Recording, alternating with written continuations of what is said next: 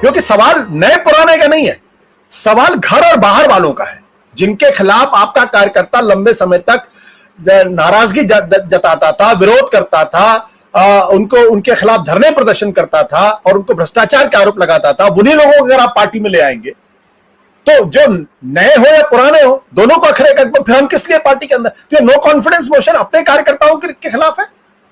नहीं, ये valid question है आपका बहुत बड़ा, और मेरे ख्याल से ये आपने जो जिस नफ्स को पकड़ा है ये बिल्कुल सही है। ये कार्यकर्ताओं का वैलिड कंसर्न होगा कि भाई जिनके खिलाफ हम लोग बोला करते थे और वही आ जाते हैं और हमारे ऊपर बिठा दिए जाते हैं, तो ये तो किसी भी पार्टी में बर्दाश्त करने लायक नहीं। और बीजेपी में ऑफ लेट ये प्रचलन हम लोगों ने देखा है, चाहे वो किसी भी वर्ग में हो, चाहे स्पोक्स पर्सन में हो, चाहे वो टिकट देने में हो, चाहे राज्यसभा भेजने में हो। और मेरा ख्याल है पर बीजेपी एक ऐसी पार्टी है आशुतोष जी, ये कोर्स करेक्ट करती है मेरे ख्याल से। अब इस चीज ने जो आपने अभी बोला है, इसने काफी कोरस पकड़ लिया है। मुझे लगता है इस पे कोर्स करेक्शंस होंगे।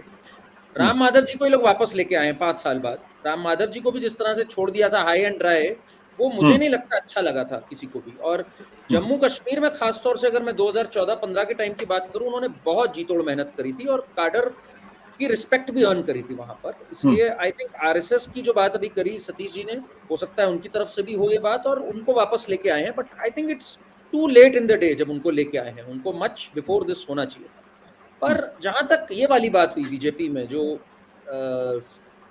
अनाउंस होने के बाद 44 का उसके बाद हुआ, वो एक मेरा ख्याल है अब एक ऐसा टाइम आ गया है बीजेपी को कि उन्हें समझना चाहिए 10-15 साल 10 साल से ऊपर हो गए हैं जब वो पावर में है।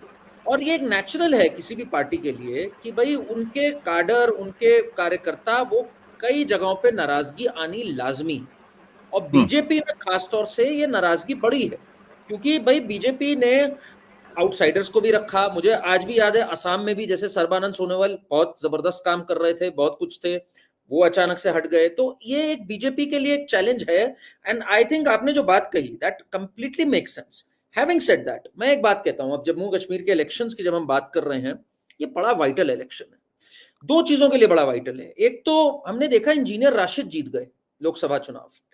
ये मेरे लिए मतलब ठीक है, डेमोक्रेसी है, चुनाव है भाई, चुनाव पे कुछ नहीं कह सकते, बट ये एक बड़ा डेंजरस ट्रेंड दिखाता है जम्मू कश्मीर में कि एक व्यक्ति जो 2005 में भी, नॉट जस्ट बीजेपी में कि 2019 में यूएपीए के अंडर अरेस्टेड है, 2005 में भी for giving assistance to militants and other things he was arrested, time and again he has been arrested पिछले 15-20 साल में, and he defeats Omar Abdullah.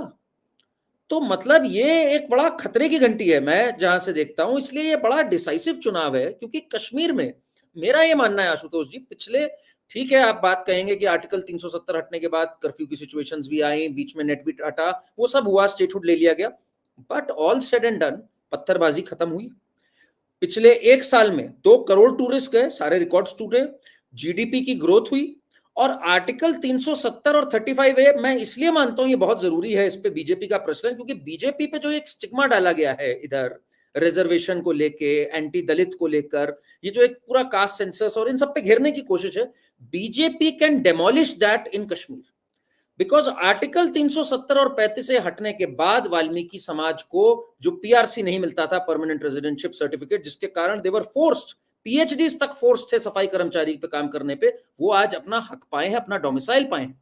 कितने ऐसे एथलीट्स हैं जो आज अपना हक पाए। वाल्मीकि समाज भी एससी में इंक्लूड हुआ, पहाड़ीज इंक्लूड हुए एसटीज के अंदर, और कई ऐसे एससी एसटी अट्रोसिटीज एक्ट जो 1989 का था वो अब वैलिड हुआ, आरटीआई वैलिड हुआ, आरटीई वैलिड हुआ, कंज्यूमर प्रोटेक्शन एक्ट वैलिड हुआ।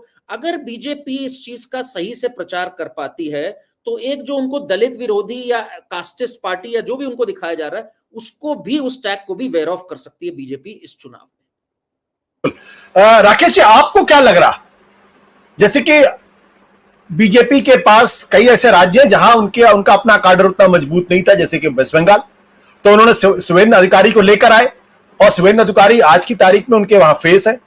असम में वो हिमंता बिस्वा शर्मा को लेकर आए, एक बहुत अच्छा कैच है, उनकी विचारधारा सहमत हो न सहमत हो, रोज कुछ न कुछ कंट्रोवर्शियल बयान देते हैं, लेकिन वो वहां मुख्यमंत्री के तौर पर है। त्रिपुरा में जहां बीजेपी कुछ भी नहीं थी, वहां वो मानिक शाह को लेकर आए हैं। तो ऐसा नहीं कि यह फॉर्मूला फेल कर रहा, लेकिन क्या अब बीजेपी को उसी फॉर्मूले पे चलना चाहिए या अपने कार्यकर्ताओं में भरोसा करना चाहिए? जैसे कि हमारे पास जो नतीजे इस वक्त है उसमें हमने देखा कि 120 ऐसे लोग हैं जो 2014 से बीजेपी के अंदर आए, लोकसभा का चुनाव लड़े, उनमें से जो जीते हुए का रेशियो है वो 38% है और जो हारे हैं 62%। यानी जो बाहर से आ रहे हैं उनका स्ट्राइक रेट अच्छा नहीं है जिसके आधार पर आप उनको सिर माथे पे बिठा लीजिए। अब किरण चौधरी कल की आई, अचानक उनको राज्यसभा मिल गया। वो कौन सी बड़ी नेता थी बिहार के अंदर और हरियाणा के अंदर कांग्रेस की? क्या उनके जाने के बाद कांग्रेस में खत्म हो गई? आप सही कर रहे हैं आशुतोष जी।